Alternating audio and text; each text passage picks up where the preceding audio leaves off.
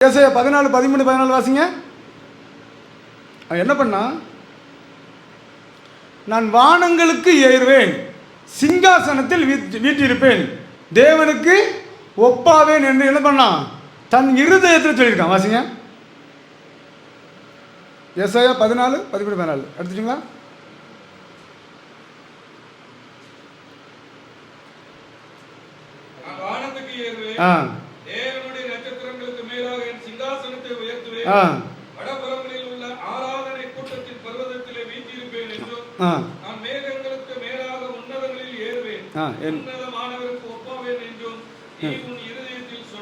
இருதயத்தில் சொன்னான். எந்த தப்புமே நடக்கல. அல்லேலூயா. அந்த இடத்துல எந்த தப்புமே நடக்கல. அவன் போய் அங்கே போய் ஆண்டவருக்கு அந்த சிங்காசனத்தில் உட்கார ஒன்றும் செய்யல. இருதயத்தில் நினைச்சான், அவன் விழுந்து போனான். அல்லேலூயா. இதுதான் அந்த பிரச்சனை. அதாவது பிசாசுக்கும் நமக்கு உள்ள பிரச்சனை என்னன்னா, நம்ம என்ன பண்ணுறோம், அந்த தப்பெல்லாம் பண்ணிட்டு ஆண்டவருக்கு மன்னிப்பு கேட்குறோம். ஆண்டவர் நம்ம மன்னிப்பு தருவார். அவன் தப்பே பண்ணலை, ஆனால் மன்னிப்பு கேட்கல, ஆனால் மன்னிப்பு ஆண்டவர் கொடுக்கல. அல்லேலூயா. ஏன் அவனுக்கு மன்னிப்பு கொடுக்கல, நமக்கு ஏன் மன்னிப்பு தந்தார் சொல்லுங்க? ஏன் அப்படின்னா, அவன் வேலைக்கு வைக்கப்பட்ட ஆள். அல்லேலூயா. நமக்காக, வேலைக்காக, நம்முடைய பணிவிடை செய்கிறதுக்காக உருவாக்கப்பட்டவன் தான், ஒளியினால் சிருஷ்டிக்கப்பட்டவன் தான் யார்? தூதன். அல்லேலூயா. ஆனால் நாம் அப்படி கிடையாது. நாம் ஆண்டவருடைய பிள்ளைகள். நம்ம பிள்ளை தப்பு பண்ணால் நம்ம என்ன பண்ண, மன்னிப்போம். இதே நம்ம வீட்டில் வேலை செய்கிறவங்க ஒருத்தன் பெரிய தப்பு என்ன பண்ணுவோம், சம்பளத்தை கொடுத்து கூடையும் கொஞ்சம் பணத்தை கொடுத்து என்ன பண்ணுவோம், எதுவும் அங்கே வராதுன்னு சொல்லுவோம். அப்படிதானே? அல்லேலூயா. ஆனால் அதே போல் இங்கே நடந்தது. அவர் சொல்கிறாரு, அவன் தப்பே பண்ணலைனாலும் அவனுக்கு மன்னிப்பு கிடைக்கல. ஆனால் நமக்கு, மனுஷனுக்கு மன்னிப்பு கிடைக்க காரணம் நாம் அவருடைய பிள்ளைகள். அல்லேலூயா. இப்போ என்ன அப்படின்னா, பிசாசுக்கு நோக்கம் என்னன்னா, நமக்கு கிடைக்காத இடத்த இந்த மனிதருக்கு ஆண்டவர் கொடுக்கக்கூடாது. அல்லேலூயா. மனிதனுக்கு இந்த பரலோக ராஜ்யம், அதாவது மரணத்துக்கு பிறகு இருக்கிற வாழ்க்கையில் அவன் சந்தோஷமாக இருக்கக்கூடாது. 2 இடம் இருக்குது.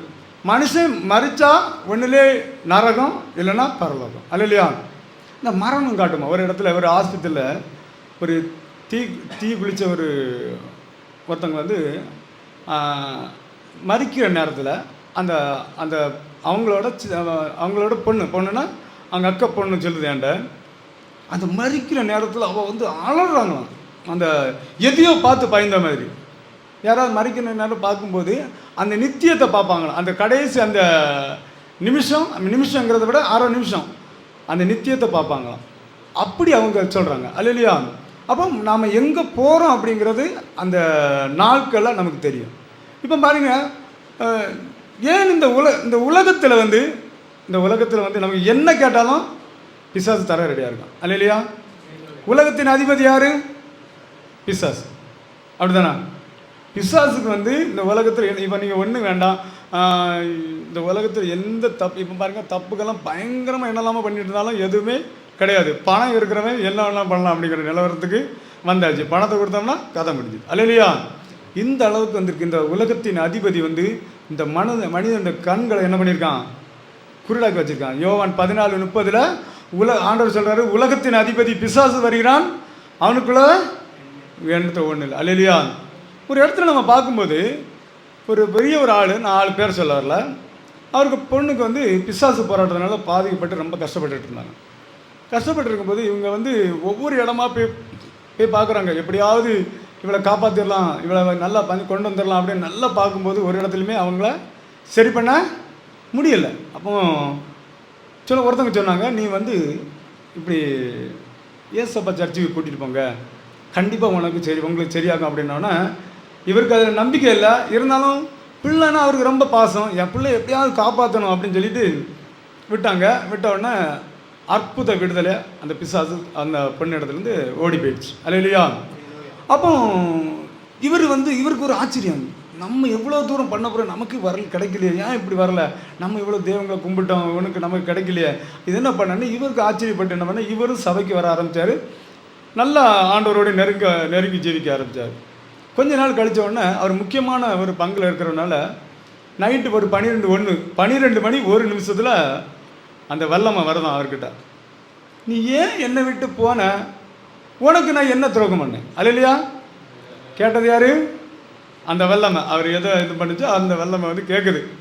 கேட்ட உடனே இவர் பார்த்தாரு, ஆமாம், கார் இருக்குது, பங்களா இருக்குது, சொத்து இருக்குது, சுகம் இருக்குது, இவ்வளவு ஆசீர்வாதம் நமக்கு தந்திருக்கு, உண்மைதான். ஏன்னா ஏன் நீ ஏன் என்னை விட்டு போன அப்படின்னு அது கேட்டிருக்கு. கேட்ட உடனே இவர் வந்து பாஸ்டர்கிட்ட அடுத்த நாள் வந்து, பாஸ்டர் இப்படி சொல்கிறது, என்ன பாஸ்டர் செய்கிறதுக்கு அப்படின்னு கேட்டவுடனே பாஸ்டர் ஒரு வார்த்தை சொன்னாராம், நீ ஒன்றும் இல்லை, நாளைக்கு வந்துச்சுன்னா எனக்கு இதெல்லாம் நீ எடுத்துக்க. இந்த உலகத்தில் உள்ள ஆசீர்வாதம் எதுவுமே நம்ம திரும்பி கொண்டு போக முடியாது. இல்லை, இந்த உலகத்தில் வந்து இந்த உலகத்தையே நம்ம சம்பாதிச்சு வச்சாலும் போகும்போது எதாவது கொண்டு போக முடியுமா? ஒன்றும் கொண்டு போயாது. ஆனால் போகும்போது கொண்டு போகலாம். நாம் செய்கிற நல்ல விஷயங்களை, நாம் செய்கிற கெட்ட விஷயங்களை நாம் மரணத்துக்கு பிறகு நம்ம பின்னாடியே வரும். அது இல்லையா? மற்றவங்களுக்கு செய்கிற தீங்கு அதை சொல்லுவாங்கள்ல, தலைமுறை தலைமுறையாக பாதிக்கப்படும். அது இல்லையா? மற்றவர்களுக்கு நாம் செய்கிற நன்மை அதுவும் நமக்கு தலைமுறை தலைமுறையாக நமக்கு வரும். நாம் மறிக்கும்போது கொண்டு போகிற ஒரே ஒரு விஷயம் இது மட்டும்தான் தவிர இந்த உலகத்தில் அழிஞ்சு போகிற எதுவுமே நம்ம கொண்டு போக முடியாது. அது இல்லையா? அப்போ அவர் சொன்னாராம், எனக்கு அதெல்லாம் வேண்டாம், ஆனால் பரலோகத்தை ஒரு நாள் தர முடியுமா அப்படின்னு கேட்டாங்க. அந்த அந்த சொல்லிச்சான், என்ன சொல்ற, இப்போ வேதத்தில் பொய்யனும் பொய்க்கு பிதாவுமா இருக்கிறான். அது சொல்லிச்சான், அதுதானையா எனக்கே கிடைக்கல அப்படின்னு. இது நடந்த சம்பவம். அல்ல இல்லையா? எனக்கே கிடைக்காததை நீ கேட்டால் நான் எப்படியா தரணும்? அன்னைக்கு போனது இன்னைக்கும் வரல. அல்ல இல்லையா? அப்போ ஆண்டவர் சொன்னதான், அதில் எந்த ஒரு மாற்றமும் இல்லை. அவர் மனமாற மனுபுத்தர் அல்லல, எதை சொன்னாரோ அதை செய்வார். எப்பேற்பட்ட இப்படி சொல்லி முடிச்சிட்டாருன்னா திருப்பி பேசுகிறவர் கிடையாது. ஆனது அப்பேற்பட்ட மகிமையின் தேவன், வானத்தையும் பூமியும் சகலத்தையும் உருவாக்கின தேவன் ஒரு இடத்துல அவர் சொல்கிறாரு, மாற்றிட்டார். அல்ல இல்லையா? யோனா கிட்ட சொல்கிறாரு, இன்னும் கொஞ்ச நாள் உண்டு, என்னாகும், நினிவே கவிழ்க்கப்பட்டு போகும். அல்ல இல்லையா? இதில் விஷயம் என்னென்னா, வந்து ஆண்டவர் சொல்கிறாரு, நீ போய் பிரசங்கம் பண்ணு அப்படிங்கிறார். யோனா 1:1 வாசிக்கும்போது நீ போய் என்ன பண்ண, யோனா 1:2 நீ போய் என்ன பண்ணணும், பிரசங்கம் பண்ண, அந்த பாவத்துக்கு விரோதமாட்டு பிரசங்கம் பண்ணுன்னு சொல்கிறாரு. இவர் போகிறாரு. போனோடனே என்ன பண்ணுறாரு, அங்கே போனோன்னு சொல்கிறார். இப்போ ஒரு உதாரணத்துக்கு சொல்கிறேனே, நம்ம இப்போ போகிறோம், ஒரு தீமையான ஒரு காரியம் நடக்குது, ஒரு ஒயின் ஷாப்னு வைங்களேன், அங்கே வந்து கடை திறக்குது.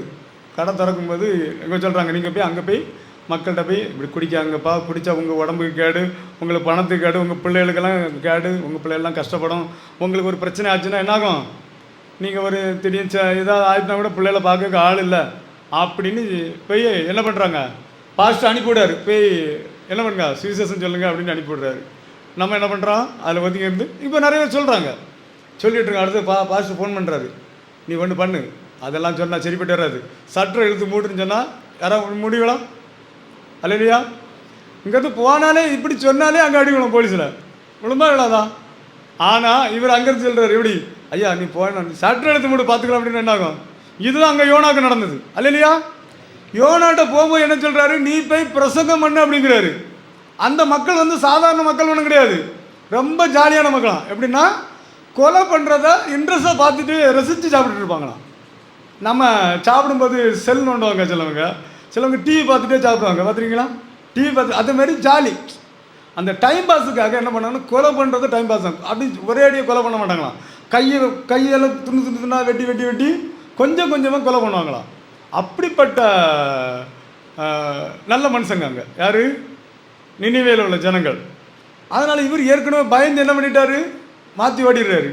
என்னமா அந்த சைடு போனால் நம்மளை கொன்றுவாங்க அப்படின்னு சொல்லிட்டு பயந்து ஓடினவரை இவர் அங்கே போய் சொல்கிறாரு. எப்படி சொல்கிறாரு, அடுத்ததான் சொல்கிறாரு.